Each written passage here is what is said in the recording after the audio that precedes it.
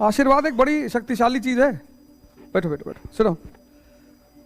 उसका जो जादू है ना,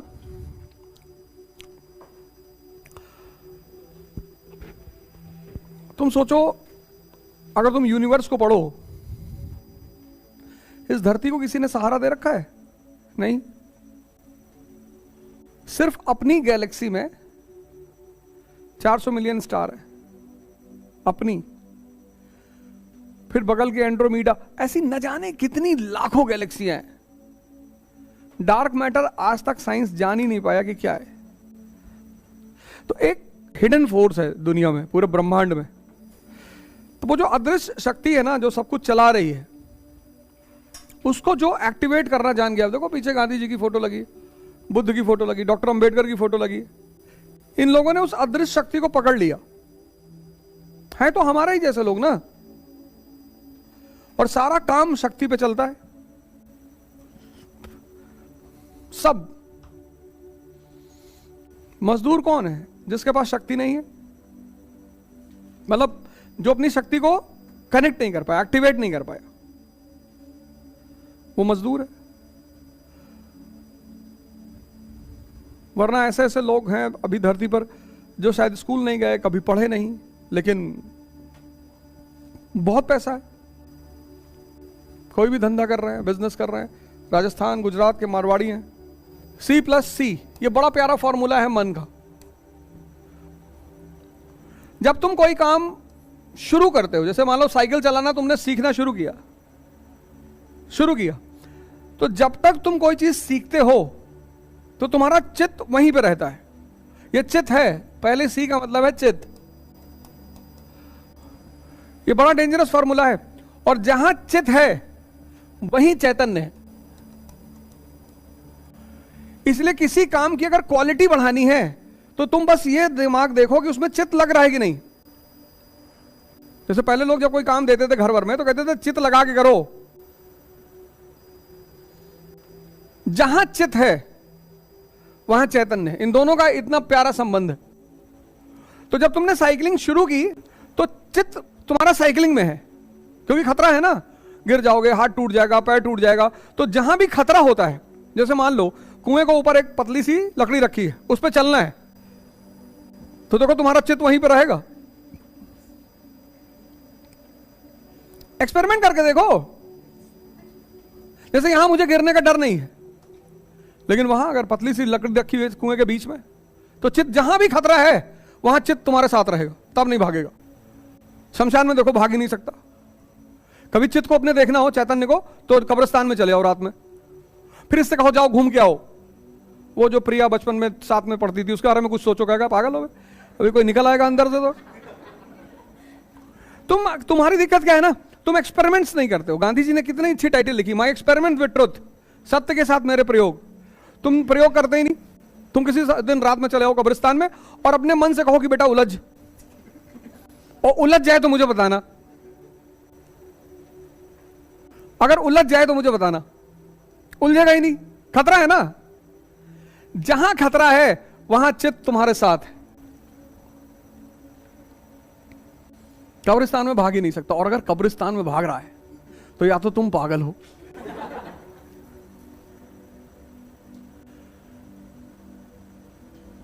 नहीं भागेगा। रात में जाओ 2 बजे, इतनी कहानियां हैं कब्रिस्तान की। तो लेकिन जैसे ही तुमने, अब देखो एक बात, जैसे ही तुमने साइकिलिंग सीख ली, जब सीख रहे थे तो बड़े अटेंटिव थे। जब सीख ली, साइकिल चलाना आ गया, अब नहीं गिरते, तब साइकिल चल रही है, चित्त कहीं और है। लेके गए, खोस दिए ट्रक में। लोगों ने कहा इतना बड़ा ट्रक, कहे भैया पता नहीं दिमाग कहां था। कहते नहीं लोग। यही ध्यान है। जब तक सीखे तब तक तो साथ में था, क्योंकि जहां खतरा है वहां वो भागेगा नहीं। लेकिन जिस दिन तुमने सीख लिया, उस दिन साइकिल तो चल रही है, ये कहीं और है। यही हाल तुम्हारा पढ़ाई के साथ होता है। किताब तो खुली होती है, तुम बका भी रहे होते हो, पर कुछ जा नहीं रहा होता है अंदर। यह तुम्हारी सबसे बड़ी दिक्कत है। और उस पर तुम फोन ले आए हो, इतनी बड़ी दिक्कत के साथ तुम फोन ले आए, उसको बगल में रखे हो, 2 दिन इंटरनेट बंद रहा होगा इलाहाबाद में, कितना सुकून महसूस हुआ होगा तुमको? परेशानी नहीं, बेचैनी। हाँ, परेशानी नहीं हुई होगी। अब डेली ऐसी घटनाएं तो घट नहीं सकती कि हाँ भगवान तुम्हारे लिए डेली ऐसी घटना कराए। अब वो हो गई, एक आध हो गई तो हो गई, पूरी दुनिया को हिला के रख दिया उस घटना ने। उस घटना का एक और पहलू है, समय कभी भी बदल सकता है। इसलिए जब ताकत में रहो तो शांत रहो, सरल रहो। ना तुम्हारा रसूख काम आता है जब समय बिगड़ता है ना। अच्छा हुआ या बुरा हुआ उससे मुझे मतलब नहीं है, मैं कोई भगवान हूं जो मैं उसको डिसाइड करूं अच्छा था कि बुरा था, वो एक अलग फैक्टर है। लेकिन देखो, सत्ता, रसूख, पैसा, जब समय विपरीत होता है ना, बस सब फेल कर जाता है, सब। वो तीनों कह रहे हैं कि हमको नाम कमाना था। सिट वाले रिमांड पे इंक्वायरी कर रहे हैं ना, तो कह रहे हैं हमको यूपी का माफिया बनना है। उसमें एक तो 18 साल का है, अरुण मौर्य।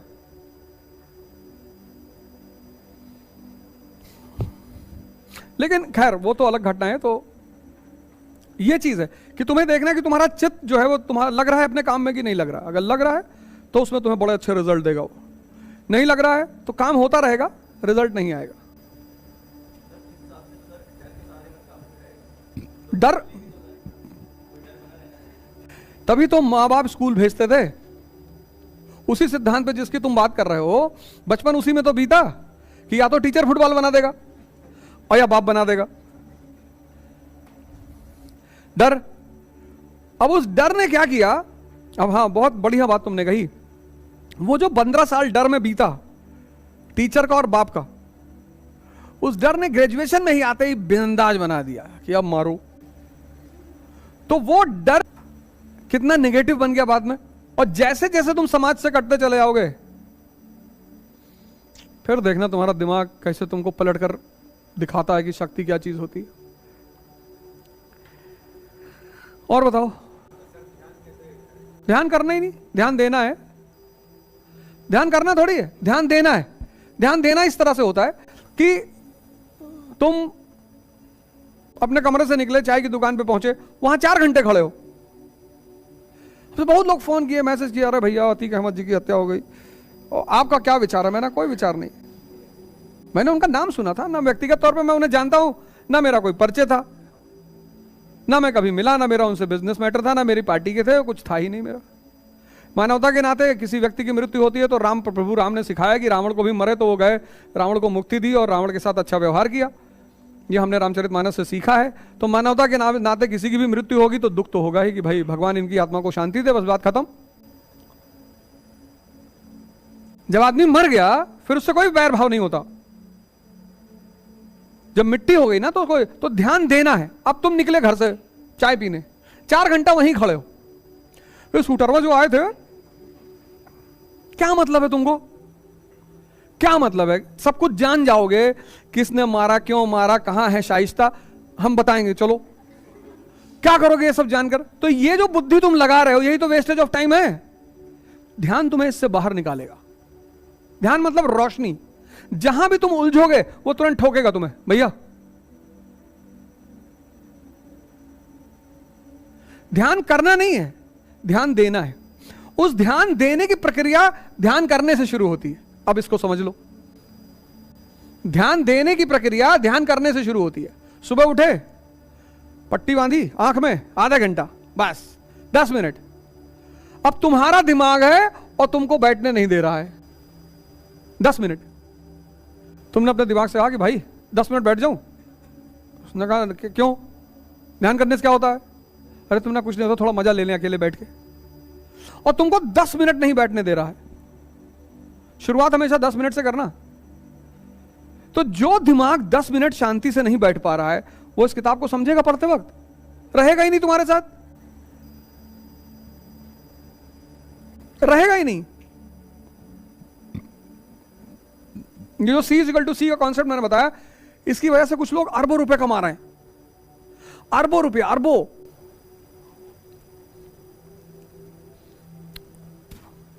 तो ध्यान देना है, अपने आप को देखना है कि मैं अभी क्या कर रहा हूं, अभी क्या कर रहा हूं। अब एक स्त्री तुम्हारे सामने से गुजरी, ठीक, अब स्त्रियां गुजरेंगी अगल बगल, अब ढोंगी नहीं होना है कि मैं स्त्री नहीं देखता, ये सब फालतू की बातें हैं। देखो ध्यान तुम्हारी कैसे मदद करेगा। अब स्त्री तुम्हारे सामने से निकली, देख लो। अब दो तरह के थॉट आए तुम्हारे। एक थॉट आए कि अगर ये मेरे साथ हो जाए, मिल जाए, आया तो जैसा थॉट वैसा हार्मोन। एक थॉट आया तुम्हारा, दूसरा थॉट आया कि यार दुर्गा जी की तरह लग रही, कितनी सुंदर लग रही यार। देखा तुमने दोनों तरीके से, भाव अलग अलग थे। तो पहले भाव ने तुमको कमजोर किया और दूसरे भाव ने तुमको मजबूत किया। यह है ध्यान, तुम्हारे भाव को जो चेक करना तुम्हें सिखा दे, यह है ध्यान, जो तुम्हें सिखा दे कि देखो भाव, देखो उल्टा सीधा भाव। और दिन में अगर 10 बार नेगेटिव भाव आया तो तुम 10 बार कमजोर हुए कि नहीं हुए। यह है ध्यान। लेकिन ध्यान देने के लिए क्या करना पड़ता है? ध्यान करना पड़ता है। ध्यान जो जागृत व्यक्ति है, ध्यान तो दोनों विचार उठेंगे सर। मैंने आपको एग्जांपल दिया था कि आपने मुझे 1000 रुपए उधार दे रखे हैं, 1 लाख मान लो, और आपने मुझे फोन किया, मैंने नहीं उठाया। अब एक विचार आएगा पॉजिटिव कि बेचारे का फोन खराब होगा, तो वो विचार, और दूसरा विचार आएगा कि देखो देखो पैतरा दे रहा है, फोन नहीं उठा रहा है। और दोनों विचार हैं। एक विचार आने से आपको फायदा, मुझे फायदा नहीं है, आपको फायदा। आप प्रसन्न हैं कि नहीं नहीं बेचारे का फोन खराब होगा, आवाज नहीं सुन पा रहा होगा, या हो सकता है लूज मोशन शुरू हो गया हो, बाथरूम में बैठा हो, इससे आप ही को फायदा होगा। और नेगेटिव विचार आ गया कि देखो डील कर रहा है, इससे आपको नुकसान होगा। विचार या तो आपको फायदा देगा या नुकसान देगा। वो जो आदमी ने आपका पैसा ले रखा है ना, उस पर कोई फर्क ही नहीं पड़ेगा। इसलिए कुछ लोग मदद भी करते हैं और परेशानी भी खरीदते हैं। आपको कोई रिश्तेदार आया, 50,000 रुपए ले गया कि यार बेटे की शादी भाई दे दो, आपने दे दिया। उसने कहा 6 महीने में दे देंगे, दिसंबर में दे देंगे। आपने ये नहीं पूछा कि दिसंबर 20 की 21 कि 22, उसने कहा नहीं दिसंबर में दे देंगे। जब भी किसी को पैसा दे, उससे डेट और टाइम, साल, डेट और साल दोनों कंफर्म कर ले। कोई लोग महीना बता जाते हैं कि भैया बस दिसंबर आ रहा है, दिसंबर में दे देंगे। अब ये थोड़ी कहें 2021 में देंगे, कहेंगे दिसंबर कहे थे। इस देश में किसी से संबंध खराब करना, उसको पैसा उधार दे दो।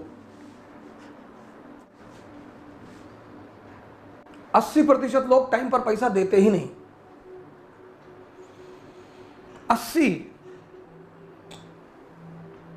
और जब तुम उनको फोन मिलाओगे, वो खुद ही फोन उठा के बोलेंगे this network is out of coverage area. और अगर सड़क पे मिल गए, आपने कहा कि यार तुम मेरा फोन नहीं उठा रहे हो, कहीं भागे जा रहे हैं, तुम्हारा पैसा लेके भागे जा रहे हैं। अरे भागे नहीं जा रहे हो तो टाइम दियो तो बताओ तो। 50,000 रुपए तकादा कर रहे हो, चौधरी के घर से हैं तो चौधरी के घर से हो तो उधार लिए ही क्यों? भाई पान का जो बिजनेस करते हैं छोटे मोटे व्यवसायी हैं, आपने वहां 4,000 रुपए का पान खा लिया, सिगरेट पी ली, अब वो बेचारा किसी दिन पूछ रहा है, उसको आप 2 डंडा घुमा के मार रहे हैं। ऐसे लोगों को फांसी होनी चाहिए, ये बड़ा अपराध है। अब तुमने तो दया करके 50,000 दिया कि हमारे दोस्त के रिश्तेदार की बहन की शादी हो जाए। पैसा भी गया, रिश्तेदारी भी गई, दोस्ती भी गई, और तुम बुरे भी बने। इसलिए मनी लेंडिंग का जो काम है वो सबके बस की बात का नहीं है। मैंने पिछली सीरीज में आपको बताया था, हर मुद्दे पर 2 विचार आएंगे। अगर आपने अब वहीं पर आप कौन सा विचार पकड़ोगे, यह आपका भविष्य निर्धारित करेगा। सर ये सबके साथ होता है सर, यही ध्यान है। यही आप बार बार पूछते हो ध्यान क्यों करें, क्योंकि विचार दोनों उठेंगे, एक पॉजिटिव एक नेगेटिव। जो पकड़ोगे वही भाग्य। जी स्वामी विवेकानंद की बात कर रहा हूं, पेरिस में थे। पेरिस में गीता, सारी धार्मिक ग्रंथ रखी हुई थी, सबसे नीचे गीता रखी थी। तो एक प्रीस्ट ने उनसे कहा कि स्वामी जी, गीता की कंडीशन देख रहे हैं, सबसे नीचे है। बोले आप समझ नहीं पाए, आधार है, आधार, नींव, बेस। हटा दोगे तो बाकी सारी किताबें गिर जाएंगी। बेचारे सर झुका के चले गए। जीते हो किसी ने देश तो क्या, हमने तो दिलों को जीता है। आर्मी भेजने की जरूरत ही नहीं सर। पर इस देश को कभी कभी यह देश दिशा विहीन हो जाता है। Direction, and D is equal to D, direction is equal to destiny. जिंदगी में दिशा इतनी महत्वपूर्ण है, उतना कुछ भी महत्वपूर्ण नहीं। अर्जुन जो महाभारत के युद्ध जीत रहा है, अपनी बहादुरी की वजह से नहीं जीत रहा, अपने शस्त्र अस्त्र की वजह से नहीं, डायरेक्शन। जो आदमी दिशा दे रहा है, जबरदस्त दिशा देने वाला आदमी है।